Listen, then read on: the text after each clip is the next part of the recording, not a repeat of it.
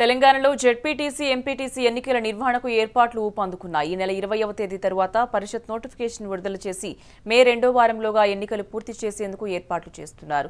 దీనిపై ఇప్పటికే రాష్ట్ర ఎన్నికల కమిషన్ చేసిన సూచనలకు ప్రభుత్వం గ్రీన్ సిగ్నల్ ఇచ్చింది. ఈ నేపథ్యంలో ఈ నెల 22న మండల జిల్లా పరిషత్ ఎన్నికల నోటిఫికేషన్ను ఎస్ఈసీ వెలువరించనున్నట్లు సమాచారం. వచ్చే జూలై 3, 4వ తేదీల్లో ఎంపీటీసీలు, జెడ్పీటీసీల పదవీకాలం ముగియనుంది. ఈ నేపథ్యంలో పంచాయతీరాజ్ శాఖ ఉన్నతాధికారులతో సీఎం కేసీఆర్ జరిపిన సమీక్షలో మండల జిల్లా పరిషత్ ఎన్నికల నిర్వహణపై చర్చించారు. ఈ నెల 22 నుంచి మే 14 వరకు పరిషత్ ఎన్నికల ప్రక్రియను నిర్వహించాలని ప్రభుత్వం ప్రతిపాదించింది.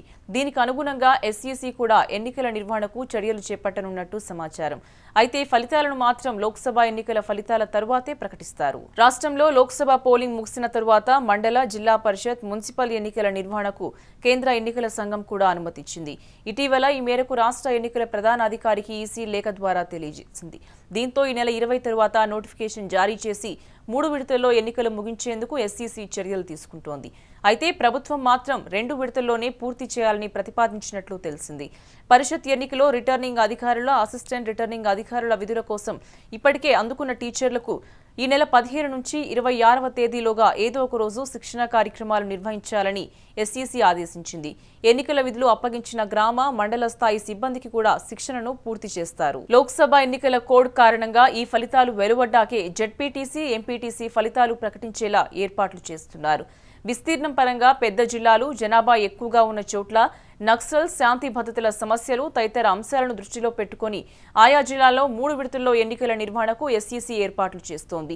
మిగతా జిల్లాలో 1, 2 విడతల్లో ఎన్నికలు నిర్వహిస్తారు.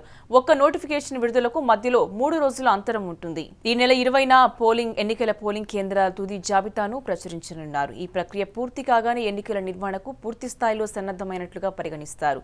ఈ నెల 22న జెడ్పీటీసీ, ఎంపీటీసీ ఎన్నికల మొదటి నోటిఫికేషన్ విడుదల చేస్తారు. దీన్ని బట్టి తొలి విడత పరిషత్ ఎన్నికలు మే 6న ఉంటాయి. 26న రెండవ దశ ఎన్నికల నోటిఫికేషన్ విడుదలైతే మే 10న ఎన్నికలు జరుగుతాయి. 30న తుది విడత నోటిఫికేషన్ విడుదల చేస్తే మే 14న ఎన్నికలు ఉంటాయి.